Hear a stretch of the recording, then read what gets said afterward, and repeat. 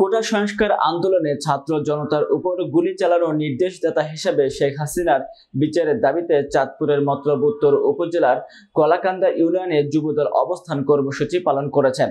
মতলব উত্তর প্রতিনিধি মনিরুল ইসলাম মনিরের প্রতিবেদনে দেখুন বিস্তারিত।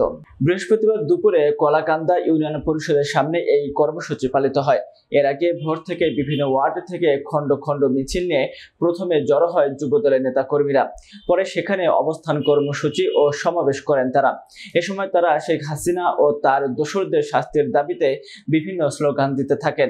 জেলা বিএনপি নেতারা বলেন, ছাত্র জনতা ও সাধারণ মানুষের উপর নির্বিচারে গুলি চালিয়ে হত্যা করা হয়েছে। এই গণহত্যার বিচার বাংলার মাটিতেই হতে হবে। স্বৈরাচারী শেখ হাসিনা সরকার যে গুম, খুন, অত্যাচার, রাহাজানি করেছে তার বিরুদ্ধে গণ অবস্থান কর্মসূচি পালন করা হচ্ছে।